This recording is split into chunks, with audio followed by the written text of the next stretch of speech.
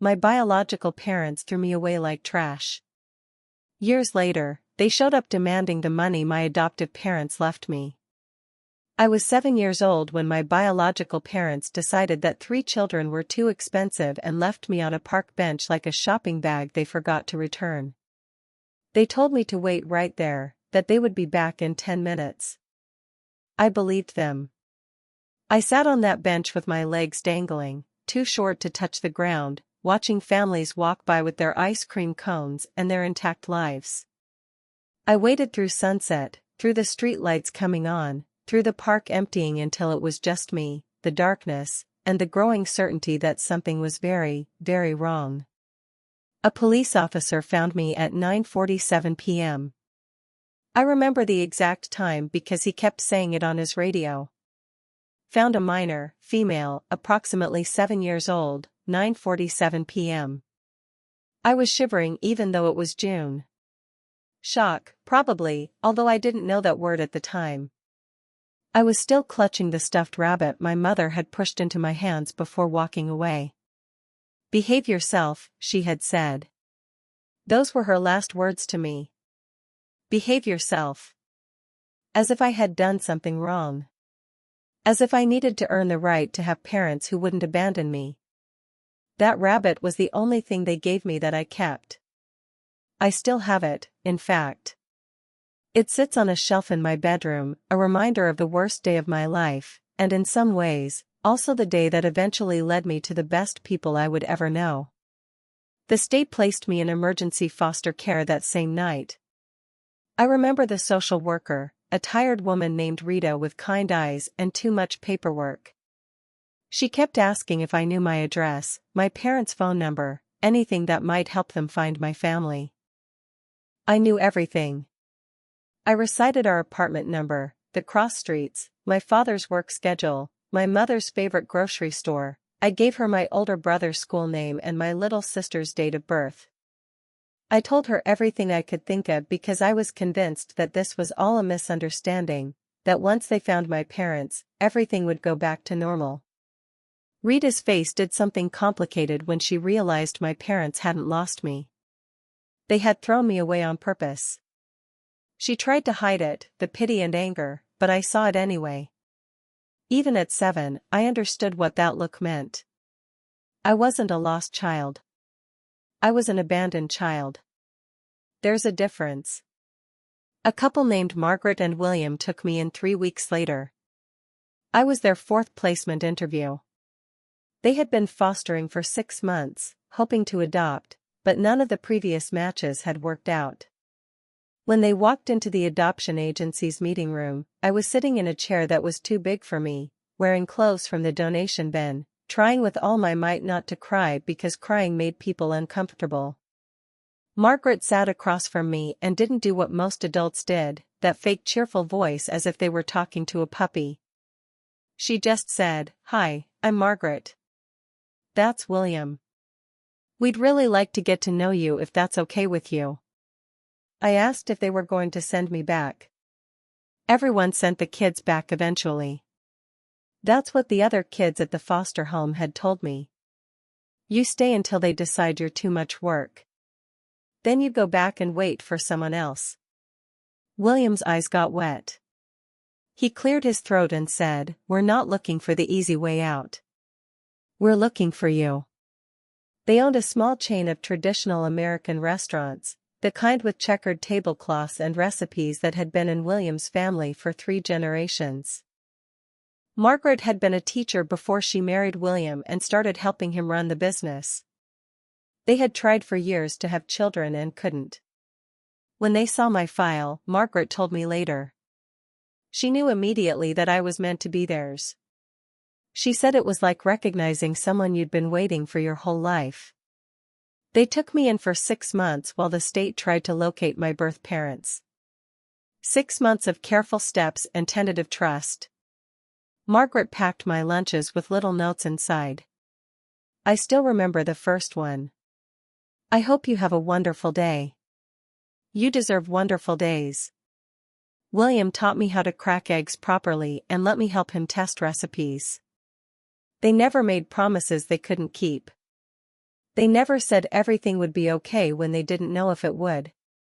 They just showed up, every day, consistent, present, and real. My birth parents never responded to a single letter. They never showed up to a single hearing. The state sent certified mail to their last known address. They called every phone number on file. They even contacted members of the extended family, who claimed they didn't know where my parents were and didn't seem particularly interested in helping to find them. Eventually, the judge terminated their parental rights for abandonment and neglect. When Margaret and William got the call that they could proceed with the adoption, Margaret cried so hard she could barely sign the papers. I called them Mom and Dad within the first year. It felt natural. They loved me as if I had been born to them, never treating me like I was a second choice or damaged goods.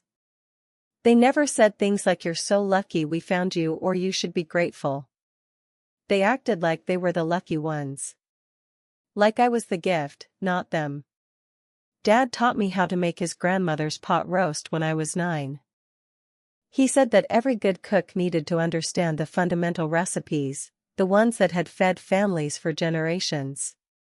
We would stand in the restaurant kitchen on Sunday mornings, just the two of us, and he would show me how to season the meat, how to know when the vegetables were ready. How patience was the secret ingredient that most people forgot. Cooking is about caring, he said. Anyone can follow a recipe, but making food that matters, that takes heart. Mom let me reorganize the restaurant's supply closet when I was 10 because I liked things neat and organized. Probably some control issue left over from having my whole life turned upside down. But whatever it was, she understood without me having to explain. She would sit with me while I categorized and labeled and made everything make sense. Order isn't just about being clean, she once told me. It's about creating a space where you can breathe. She understood. She understood me. By the time I was 12, I could run the cash register and give change faster than most of the adult employees. By 15, I was helping with inventory and catching discrepancies that the accountant missed. By 20, I was managing the books for 2 locations, and Dad called me his secret weapon. I was never pushed into the business. They never made me feel like I owed them work for the love they had given me. But I wanted to learn. I wanted to understand every aspect of what they had built because it felt like belonging to something real and permanent. They had 7 restaurants by the time I turned 29. Nothing fancy. Just good food and fair prices in working-class neighborhoods where people came in after long shifts and needed something hot and filling. The original location was in a neighborhood that had seen better days, but Dad refused to close it. "These are the people who supported us when we were starting out," he said. "We don't abandon our community just because the demographics changed." That's how they were: loyal, consistent, real. Was the business worth $4,200,000 according to the latest appraisal? And I knew every detail of how it worked because they had spent 22 years teaching me. They never hid anything from me. The restaurants would be mine someday, they said. I was their daughter, their only daughter, the person they trusted most in the world. We had dinner together every Sunday at home and talked about expansion plans and menu changes and employee benefits. We sometimes argued about whether to modernize the ordering system. I wanted to. Dad was skeptical. But he was always respectful. Always with the understanding that we were building something together. I thought we had years ahead of us. Decades. I thought I would have time to learn everything, to absorb all the wisdom they had to offer, to eventually take over as they retired and traveled and finally relaxed after a lifetime of work. Then a drunk driver ran a red light on a Tuesday afternoon and killed them both instantly. The police came to the main restaurant to tell me. I was in the office doing payroll, completely absorbed in spreadsheets and direct deposit forms, when 2 officers appeared at the door looking like they'd rather be anywhere else. "Are you Cassidy?" one of them asked, and I knew immediately. Before they said another word, I knew. Your body knows before your brain catches up. Your body knows when the worst possible thing has happened.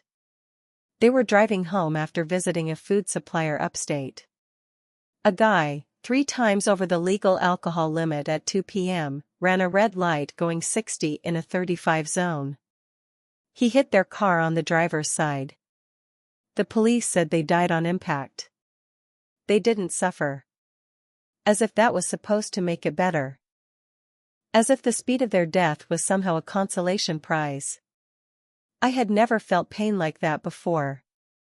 Not when my birth parents abandoned me. Never. This was the kind of pain that makes you understand why people say their hearts are broken. Because mine felt shattered into 1,000 pieces that would never fit together again. I couldn't eat for 3 days. I couldn't sleep. I couldn't stop replaying the last conversation I had with them. Something mundane about updating the menu boards. Nothing significant. Nothing that served as a goodbye. The funeral was huge.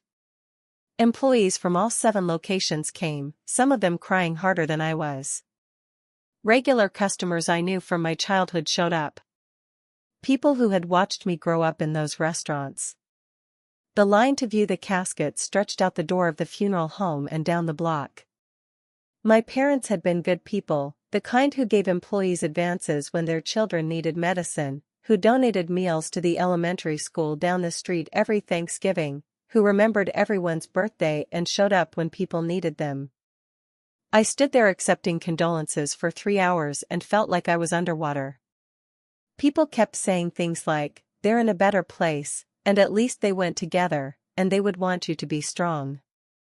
It was all meaningless noise. There was no better place than here with me. Going together didn't make it any less devastating. And I didn't want to be strong. I wanted my parents back. The will was simple. Everything went to me. The restaurants, the house, their savings, everything. I was the sole beneficiary because I was their daughter, and they had never considered any other option. My lawyer, a kind older man who had handled my adoption papers years ago, walked me through everything. He kept saying how sorry he was. How proud would my parents be of how strong I was being? I wasn't strong. I was just numb. Going through the motions because the alternative was to completely collapse, and there were 7 restaurants full of people depending on me to keep things running. 3 months after the funeral, I received a certified letter from a lawyer I had never heard of. My biological parents were suing me for $2 million. I actually laughed when I first read it. Not a funny laugh, more like a hysterical laugh of what the hell is going on. They claimed they had never legally relinquished their parental rights. They had. I had seen the documents. They were demanding compensation for the emotional distress caused by our separation. The separation they caused by abandoning me. They wanted half of everything my real parents had left me because, and I quote here, "the rights of the blood family supersede adoptive agreements in cases of significant inheritance." The lawsuit was 37 pages of legal fiction. They claimed they had spent decades looking for me, that they had been young and scared when they left me in the park, that it was a momentary lapse of judgment caused by financial stress, that they had tried to get me back but the system had blocked them, that losing me had destroyed their lives and caused ongoing trauma that deserved compensation. All lies. Every word. My lawyer was furious when he read it. He said we would fight, that we would win easily because the case was absurd. But I knew something he didn't. I knew exactly what kind of people my biological parents were, because my mom and dad knew too. The preliminary hearing was set for 6 weeks later. My birth parents showed up looking like they had dressed for a job interview at a mid-level insurance company. My birth father wore a cheap suit that didn't fit him well. My birth mother had clearly been crying before she arrived, her eyes red and swollen in a way that might have seemed genuine if I didn't know better. They sat on the opposite side of the courtroom with their lawyer, a young guy who kept nervously adjusting his tie. When they saw me, my biological mother's face crumpled. She started crying again, reaching out to me as if she wanted to hug me. I stared at her blankly until she lowered her hand. My biological father looked older than I had imagined. Worn out and tired. Fine. I hoped they had had a miserable 22 years. Their lawyer went first, painting a picture of young parents overwhelmed by poverty who made a terrible mistake in a moment of desperation. He showed financial records from 1993 proving they had been evicted twice that year. He presented medical records showing that my birth mother had been treated for depression. He even had character witnesses, neighbors who testified that my birth parents had seemed devastated after I disappeared. Disappeared, as if I had vanished into thin air rather than been deliberately abandoned. All the while, I sat perfectly still with a large envelope in my lap. I had spent the entire 3 months since receiving their lawsuit doing research, not legal research. That was my lawyer's job, but personal research of the kind that revealed who people really were. When my parents adopted me, they had hired a private investigator, not because they didn't love me, but because they needed to understand what kind of people would abandon a 7-year-old girl in a public park. The investigator's report had been in their personal files, stored in the safe in the house I inherited. I found it 2 weeks after the funeral when I was going through their important documents. That report was 43 pages long and contained information that my biological parents clearly had no idea existed. When it was my turn to respond, I stood up and asked the judge if I could present additional evidence. My lawyer looked confused. He didn't know what I had. The judge allowed it. I walked to the front of the courtroom and handed copies to the judge, the court reporter, and my biological parents' lawyer. Then I began to speak. In 1987, 8 years before abandoning me, my birth parents had abandoned another child, a 5-year-old girl. They had left her alone in a supermarket in a city called Harrisburg, about 200 miles from where we lived. The girl was found 3 hours later in the parking lot, crying and calling for her mommy. My birth parents never came back for her. She entered the foster care system just as I would eventually. The courtroom fell completely silent. I could hear every breath, every movement in the chairs. My birth mother's face turned white. My birth father began shaking his head, but said nothing. His lawyer looked as if he had been punched. I kept talking. I had police reports from Harrisburg dated August 12, 1987. I had child services documentation with the names, addresses, and social security numbers of my birth parents, listed as legal guardians, who had relinquished custody due to abandonment. I had foster care records showing the girl, whose name I deliberately did not mention, she deserved her privacy, entering the system with a clear note. The parents did not retrieve the child after 3 hours. They stated that they did not wish to continue custody. The investigator my parents had hired was thorough. He had interviewed the social worker who handled the case. He had obtained copies of police statements from witnesses who saw a couple matching the description of my biological parents drive away from the supermarket parking lot with 2 children in the back seat, but leave without the third. He had documented everything. The pattern was obvious once you saw it laid out. My biological parents had 3 children. The oldest, my brother, the middle child, my abandoned sister, and the youngest, me. When money got tight in 87, they got rid of the middle child. Then they had another baby to replace her. When 3 children became too expensive again in 93, they got rid of the youngest. Me. It wasn't desperation. It wasn't a single mistake made in a moment of poverty-induced panic. It was a pattern. A system. A deliberate choice they had made twice to solve their financial problems by discarding their children like broken appliances. But it wasn't over. 2 months before this hearing, my biological parents' lawyer had been careless. He had left his office window open during a phone consultation with his clients.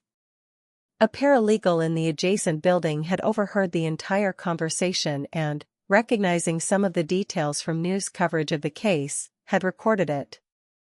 She sent the recording to my lawyer anonymously. I played it back for the court. My biological father's voice was clearly audible. If the money doesn't work out, we can push for visitation rights. Use that to our advantage. My birth mother replied, I don't really want to see her. I just want access to what she inherited. They laughed about how the adoptive parents did all the hard work raising her, and now they could collect the reward. The judge's face went from neutral to absolutely furious. He called for an immediate recess and disappeared into his chambers with all the evidence I had presented. My birth parents' lawyer tried to approach me during the recess. I told him that if he came within 10 feet of me, I would file charges for harassment. My lawyer, who had been completely silent throughout my presentation, put his hand on my shoulder and said, Your parents would be so proud of you right now. I had held myself together through sheer willpower, but that almost broke me. I excused myself to go to the bathroom and cried for 5 minutes. Then I washed my face and returned to the courtroom with my armor fully restored. When the judge returned, he wasted no time. The lawsuit was dismissed with prejudice. My birth parents were ordered to pay all court costs, including my attorney's fees. Then the judge issued a 10-year restraining order. If they came within 500 feet of me or any property I owned, they would be arrested immediately. The judge also said something I will never forget. He looked directly at my birth parents and said, Have you demonstrated a pattern of abandoning your children when they become inconvenient? And then trying to exploit them when they become valuable? This court finds your actions reprehensible and your lawsuit frivolous. You are lucky that criminal charges are not being pursued at this time. I walked out of that courtroom feeling like I could breathe properly for the first time in 3 months. On the steps of the courthouse, a woman approached me. She was maybe 35, thin, with a nervous energy that reminded me of a bird ready to fly away at any moment. Her clothes were clean but worn. The kind of outfit someone puts together from thrift stores when they're trying to look presentable. She had my birth mother's eyes. That was the first thing I noticed. Excuse me, she said. Her voice was barely above a whisper. Are you Cassidy? I turned to look at her fully. Yes, I am. She paused. She swallowed. I saw the news coverage of your case. And I recognized the names. Your birth parents. They're my birth parents, too. I'm the one they left at the supermarket. The world tilted slightly. My lawyer put his hand on my elbow, steadying me. Do you want to talk somewhere private? He asked. I looked at this woman. This stranger who was somehow my sister. And I nodded.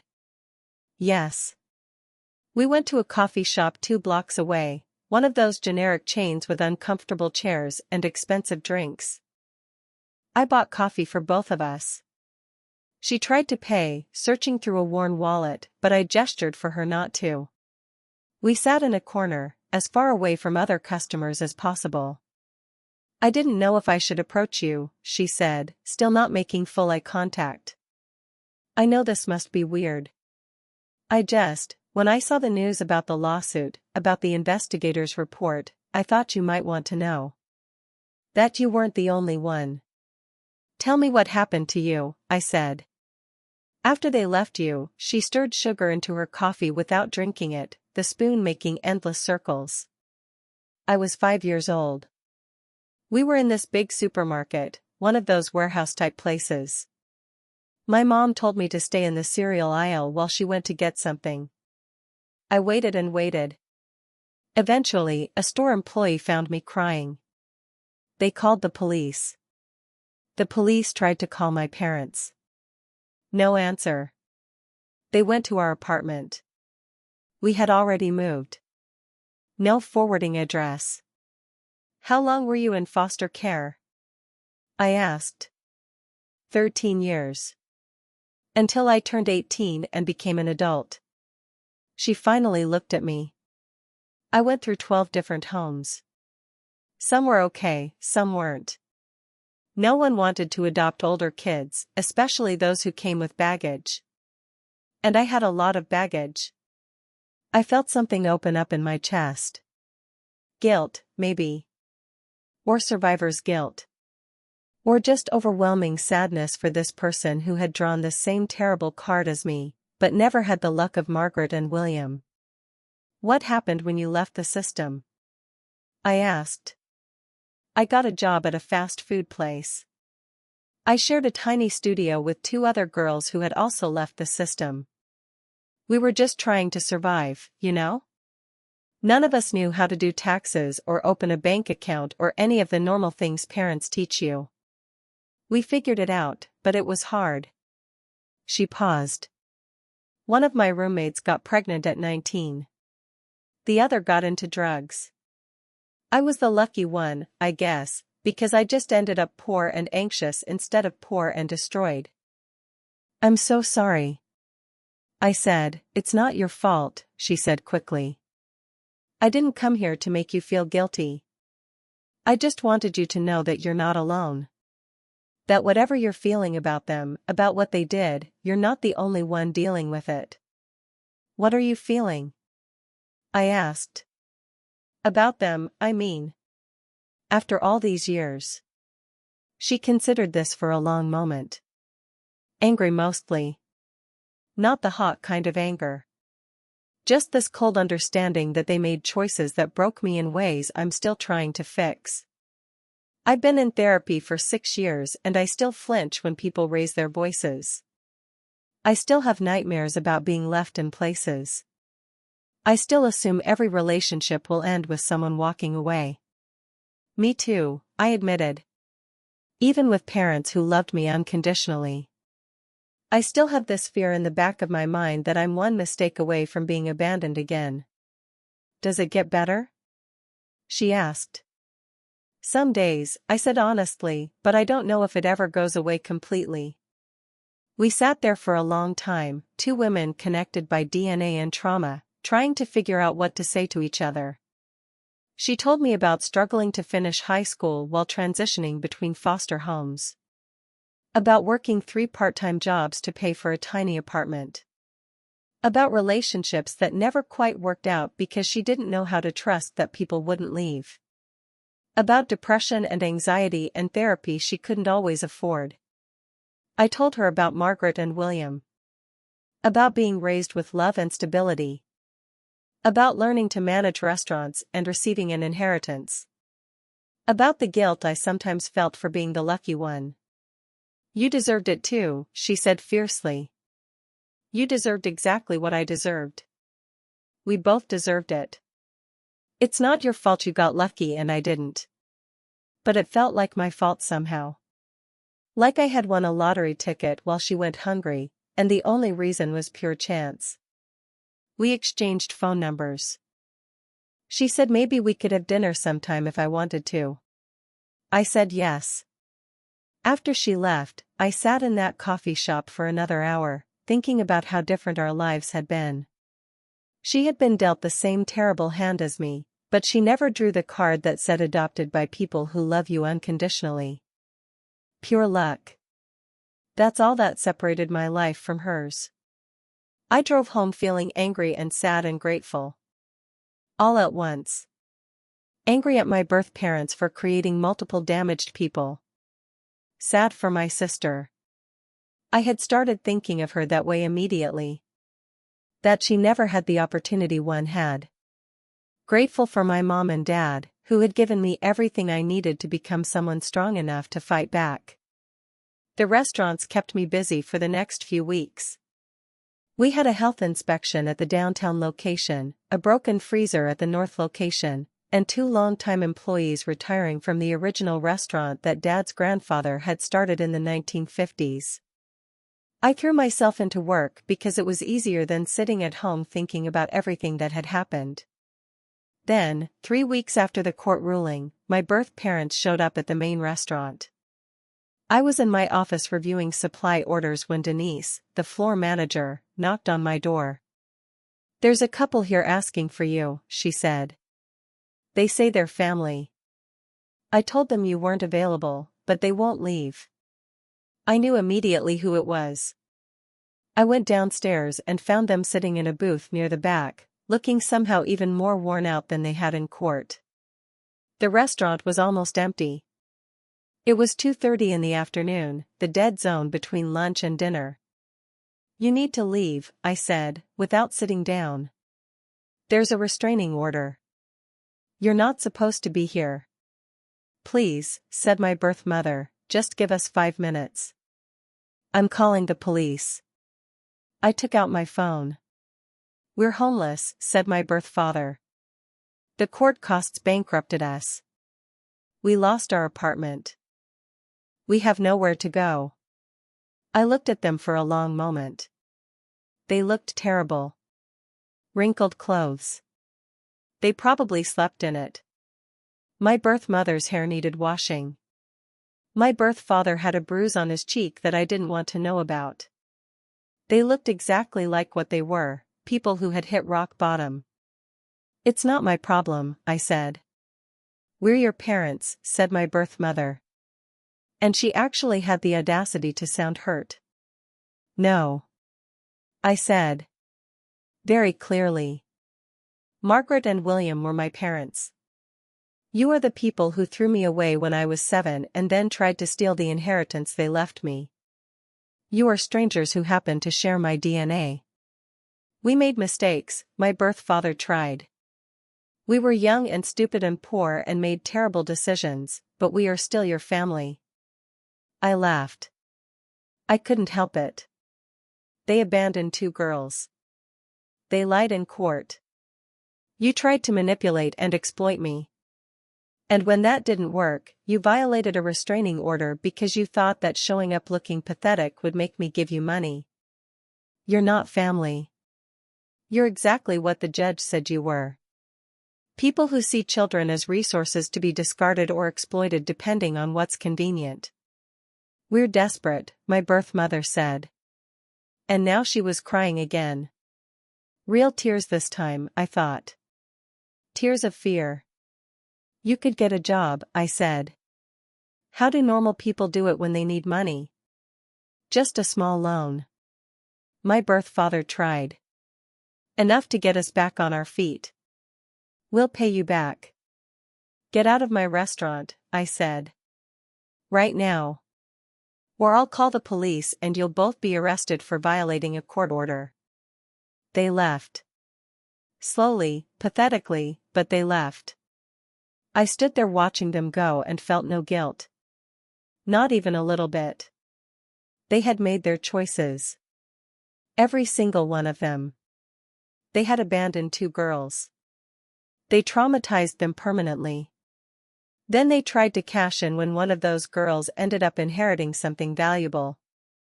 They had created their own misery, and I had zero obligation to fix it. Denise came over after they left. Are you okay? Yes, I said. I'm fine. That night, I called my lawyer and told him what had happened. He said he would file criminal charges for violating the restraining order in the morning. I said okay. Then I called my sister. I had started calling her that in my head, even though we had only met once, and I told her what happened. She was quiet for a minute. Do you feel bad? She finally asked. No, I said. Should I? I don't know. I think I would. They didn't feel bad when they left you in a supermarket parking lot, I said. They didn't feel bad when they left me in a park. They didn't feel bad when they tried to steal my inheritance. Why should I feel bad for protecting myself? She didn't have an answer for that. The criminal case moved quickly. My birth parents had violated a clear court order, there were witnesses, and they couldn't afford a decent lawyer. The public defender assigned to them tried to argue that they had been desperate and homeless, that they deserved mercy. The judge who had issued the restraining order in the first place heard the case. He was not sympathetic. 6 months in county jail. Both of them. In addition, the restraining order was automatically extended for another 10 years after their release. I sat in the courtroom and watched them be sentenced, and I felt absolutely nothing. No satisfaction, no guilt. Just a neutral void where they existed in my mental space. My lawyer asked if I wanted to make a victim impact statement. I said no. They weren't worth my words. After they were taken away, I went to visit my parents' graves. I did that sometimes when I needed to feel close to them. I told them about the court case, about the violation of the restraining order, about the jail sentence. I told them I had protected what they had built, that I had made sure the people who tried to destroy what we had faced real consequences. Then I called my sister and asked her if she wanted to have dinner. She said yes. We met at a casual place downtown, nothing fancy. She was nervous, I could tell. She kept fiddling with her napkin, ordering and then changing her order, apologizing for apologizing. I recognized the behavior. It was what people did when they had spent their whole lives believing they didn't deserve to take up space. I have a proposal for you, I said after we had ordered. I want to offer you a job. She looked confused. Doing what? Administrative work in restaurants. Scheduling, payroll processing, communications with suppliers. Nothing you can't learn. I'll train you myself. Why? She asked. And she seemed genuinely puzzled. Because you're my sister, I said. Because we were both screwed over by the same people. But I got lucky and you didn't. Because I have resources and stability and you don't. And that's not fair. Because my parents taught me that family helps family. And you're more my family than those 2 people sitting in jail right now. She started to cry. Not crying out of sadness. Something else. Relief, maybe. Or hope. You don't have to decide now, I said. Think about it. I don't need to think about it, she said. Yes. Absolutely yes. She started working 2 weeks later. I set her up with a decent salary. $45,000 a year, plus full benefits. Health insurance that actually covered mental health treatment. Paid time off and an employer-contributed retirement plan. All the things I would want if I were starting over. All the things she had never had in any of the countless low-paying jobs she had been through. The first week, she came in every day looking terrified of messing something up and getting fired. I recognized that fear. It was the fear of someone who had never had security, who was waiting for the other shoe to drop. I had felt it too in the early years with Margaret and William, even though they had given me no reason to doubt their commitment. You're doing great. I told her on Friday of that first week. Really? You've picked this up faster than the last 2 people I trained. Really? She asked. And she looked so genuinely surprised that it broke my heart a little. Really? I confirmed. You're detail-oriented and you actually read the instructions instead of just guessing.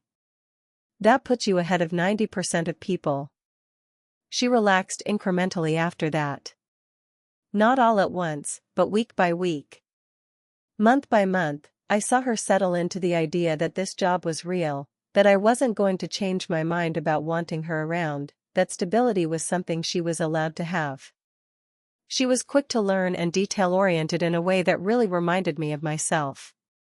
Denise said she was great with the staff, patient and clear when explaining things. Employees who had been skeptical about nepotism, because they assumed we were close, grew fond of her when they realized she genuinely did her part and treated everyone with respect. Slowly, carefully, we began to build something that felt like a relationship.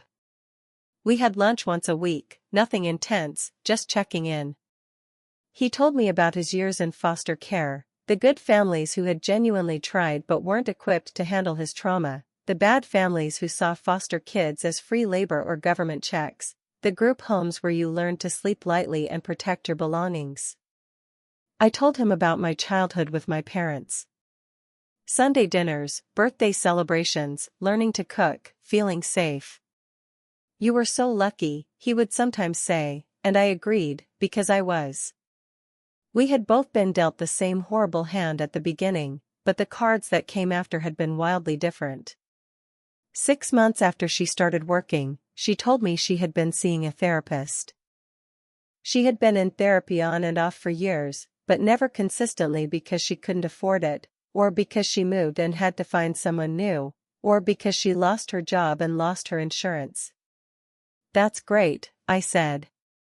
"Are they helping?" "Yes," she said.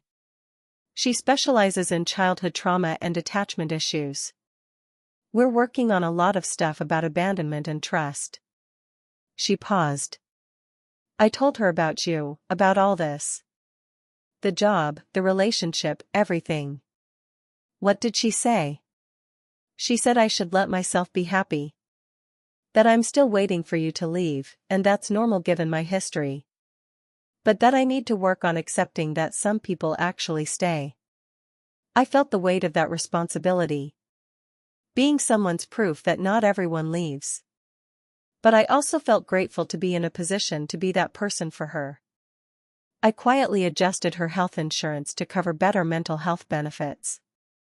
Then I did the same for all the employees at the 7 restaurants. My dad had always said that good employers take care of their people. I was trying to live up to that. The restaurants were doing well. I didn't expand them or franchise them or do any of the aggressive business things that consultants kept suggesting. My parents had built something sustainable and good, and I wanted to keep it that way. Quality food, fair prices, employees who stayed for years because they were treated with dignity. That was the legacy I was protecting. My biological parents finished their prison sentence. I found out through my lawyer, who kept me updated because he said I had a right to know.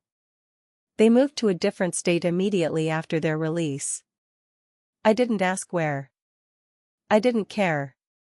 The restraining order was still active. And they had already proven that they understood the consequences of violating it. I thought I would feel something when I heard they were out. Relief, anxiety, something. But I felt nothing. They were just 2 people who used to be relevant to my life and no longer were, like old classmates I had forgotten about. My sister once asked me if I ever wondered what my life would have been like if my birth parents had kept me. I said no. There was no point in wondering. They had made their decision. And that decision had led me to Mom and Dad, who had given me everything I needed to become who I was. In a strange way, my birth parents' worst decision had been the best thing that ever happened to me. "Do you think they regret it?" she asked. "I think they regret getting caught," I said. "I don't think they regret abandoning us." She was quiet for a while. "Then I used to fantasize that they would come back for me, that they would show up at whatever foster home I was in and say it had all been a terrible mistake. I imagined them crying and apologizing and begging me to come home." "Did you want that?" I asked. "I don't know," she said. "Maybe when I was little. Now, I'm just glad to know the truth. They're not good people. They never were. And that's not my fault or yours." 2 years after the original lawsuit, I received a letter from the State Department of Corrections. My birth father had died in prison from complications related to heart disease. My birth mother had been released to a halfway house months earlier due to her own declining health. She died 3 weeks after him. No funeral arrangements for either of them. No one had claimed the bodies. When I told my sister, she asked if I wanted to do anything. I said no. She nodded, and we moved on to talk about Denise's daughter graduating from high school and a new provider we were considering. Normal everyday stuff. I thought about visiting their graves, but decided not to. I didn't need closure from them. I had already gotten that in the courtroom 2 years earlier, when the judge dismissed their lawsuit and issued the restraining order. That was my closure. Everything after that was just waiting for them to permanently exit the story, which they had finally done. A few weeks later, my sister told me she had started dating someone, a guy she had met at her therapist's office. He saw a different therapist. It wasn't a weird power dynamic situation. She was nervous telling me, as if she needed permission to be happy.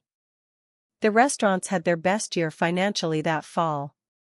Nothing dramatic, just steady growth and consistent quality.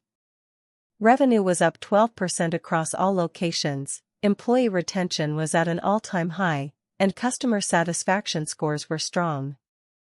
I hired 3 new managers.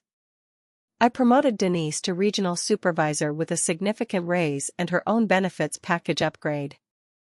And I started a small scholarship fund for employees' children who wanted to go to college. My parents had done something similar informally, helping when they could, slipping cash into graduation cards or quietly paying application fees. I wanted to make it official, structured, something that would outlive me. My sister suggested we expand the scholarship to include foster kids in the community, kids who didn't have parents to help them figure out college applications or financial aid forms or any of that bureaucratic nightmare. Kids like she had been. I thought that was perfect. We set it up through a local nonprofit that worked with foster youth. We established clear criteria. A minimum GPA of 2.5. Demonstrated financial need. A personal essay about goals and challenges. And we funded it for the next 5 years up front. $50,000. It felt like a lot and also like almost nothing, given the scale of the problem. The first beneficiary was a 17-year-old girl named Tamara who had been in foster care since she was 9. She wanted to study social work so she could help children like herself. Her essay made me cry. She wrote about how no one had ever believed she could go to college, how vocational counselors had steered her toward fast food jobs and told her to be realistic about her options, how she had taken extra shifts at her part-time job to save money for applications and still couldn't afford to apply to more than 2 schools. When we met her to present the scholarship, $5,000 per year for 4 years, conditional on maintaining enrollment and decent grades, she cried and hugged us both. My sister cried too. I almost did, but I managed to hold it together until we got back to the car. Mom and Dad would love this. I said to my sister as I sat in the parking lot trying to compose myself. Tell me about them, she said. Really tell me. I want to know what good parents look like. So I did. I told her about how Dad woke up at 4 a.m. to prepare the kitchens himself, even though he could afford to hire people to do it. Because he said you couldn't ask employees to care about quality if you didn't demonstrate it first. About how Mom learned to make hot chocolate exactly the way I liked it. Extra marshmallows, a pinch of cinnamon, and kept the ingredients in stock at every restaurant location so she always had it available when I came to visit. About how they came to every school event, every birthday, every moment that mattered. About parent-teacher conferences where they asked detailed questions about my progress and thanked my teachers for their work. About teaching me to drive and being patient when I accidentally hit the curb. About the time I had my heart broken at 16 and Dad took me to the original restaurant location at midnight and taught me how to make bread from scratch while we talked about how some people aren't capable of seeing the value in other people. They sound amazing, my sister said, her voice thick with something that could have been pain for the parents she never had. They were, I said. They really were. And the thing is, they would have loved you too. If they had known you existed, they would have moved heaven and earth to bring you into our family. That's the kind of people they were. She wiped her eyes. I like to think about that. The alternate universe where maybe I was adopted by them too. You're part of the family now, I said. Maybe it took longer than it should have, but you're here. We sat in that parking lot for another 20 minutes, talking about hypothetical Thanksgivings, where we would both have been at the table, where she would have learned to make pot roast alongside me, where she would have grown up safe and loved. It was bittersweet to imagine what might have been. But it also felt good to acknowledge the loss, to name what we had both missed out on because of the selfishness of two people. I thought about my birth parents sometimes, but only in the abstract way you think about historical events. Things that happened long ago to a version of yourself you barely recognized. They were part of my story, but they didn't define it. Mom and Dad defined it. The choice I made to fight back defined it. The relationship I had built with my sister defined it. That night I went home to the house my parents had left me. It was too big for just me, but I couldn't bring myself to sell it. Too many memories embedded in the walls. I made tea in Mom's favorite mug and sat in Dad's chair on the back porch. The thing about being abandoned is that it teaches you that people are temporary, that love is conditional, that at any moment, the people you count on can decide you're not worth the effort. My birth parents had taught me that lesson twice. Once when they left me. Once when they tried to exploit me. But Mom and Dad had taught me something different. They had taught me that real love doesn't give up. That family is about choice and commitment, not biology. That even when someone comes into your life damaged and scared, you can build something beautiful if you're willing to put in the work.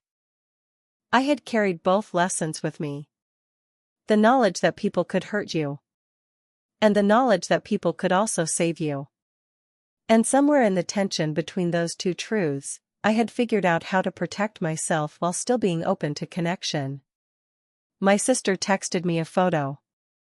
Her boyfriend had made her dinner, apparently. It looked terrible. Somehow he had burned the pasta, which seemed impossible. But she was laughing in the selfie they had taken together. She looked younger than 35 in that photo. She looked like someone who had finally stopped waiting for the next disaster. I replied, "Marry him if he can make you laugh like that." She responded with a string of laughing emojis and "too soon for that talk." But I meant it. She deserved someone who made her happy. She deserved stability and joy and all the things she had been denied in childhood. And if I could help make that possible by giving her a job and health insurance and a place in my life, then I was going to do it. Because that's what family did. Real family. Chosen family. The kind that mattered. I finished my tea and went inside.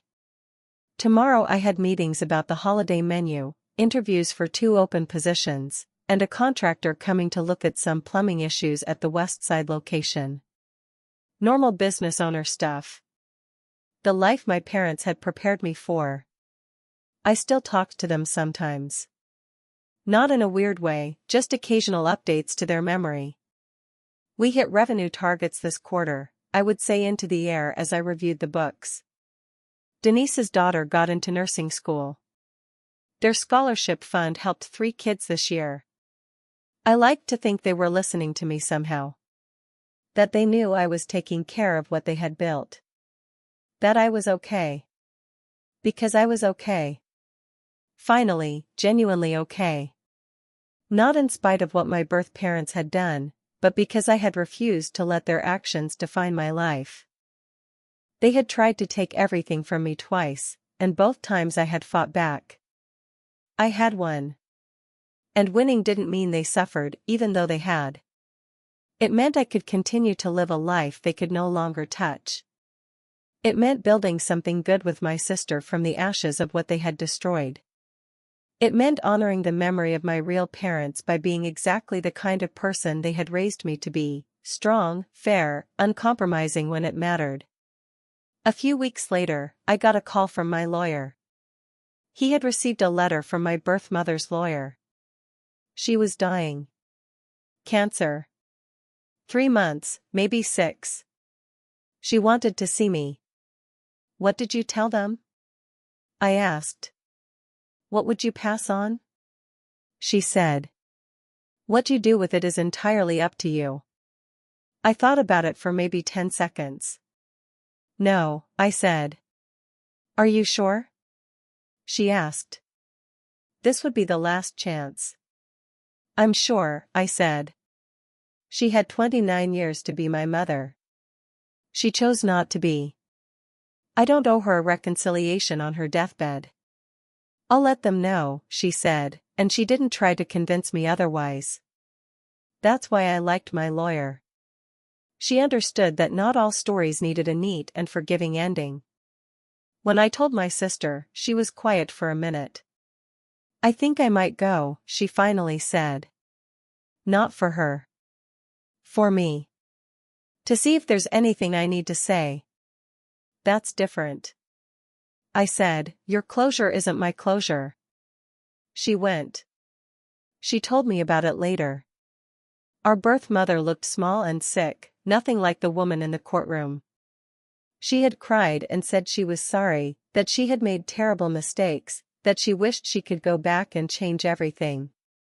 What did you say? I asked. I told her I forgave her for my sake, not hers, my sister said. That I needed to let go of the anger because it was hurting me more than it was hurting her. But that forgiveness didn't mean I wanted a relationship. That she was still a stranger who had hurt me. And that wasn't going to change. How did she react? She cried more. She asked if she could hug me. I said no.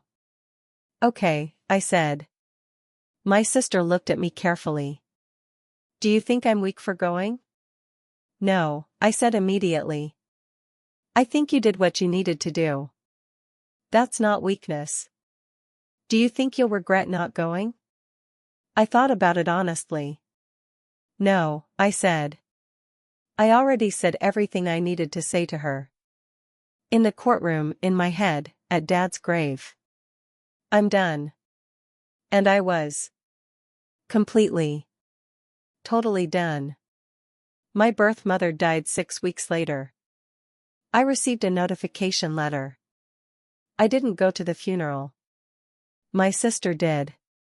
She said there were maybe 8 people there, mostly distant relatives who barely knew her. No one cried except for one aunt who apparently cried at every funeral no matter who died. It was sad, my sister told me. Not in a tragic way, just empty, as if her whole life had been wasted. Wasted, I said. She had opportunities to build something real. She chose not to. After that, we didn't talk about them anymore. Our birth parents became something we had both outgrown, individually and together. They had shaped us, sure. You can't be abandoned twice and not carry some scars. But they didn't define us. We had both built lives that were our own, lives they had no claim on. The restaurants expanded to 9 locations over the next 3 years. Not because I was chasing growth, but because opportunities arose in neighborhoods where we could make a real difference. Places where good, affordable food and stable employment were needed. I named the 8th location after my mom. The 9th in honor of my dad. My sister eventually married the guy who had burned the pasta. They had a small wedding at the original restaurant location. I was her maid of honor. When the officiant asked who was giving away the bride, my sister said, I give myself away, because I belong to myself. Everyone cried. It was perfect. She got pregnant 2 years later. A little girl. They asked me to be the godmother. When I held the baby for the first time, tiny and perfect and already loved, I thought about how different this girl's life would be. She would never know what it felt like to be abandoned. She would never wonder if she was worth keeping.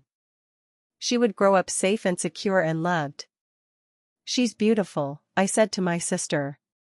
She looks like you, my sister said, which was ridiculous because we weren't genetically related. But I understood what she meant.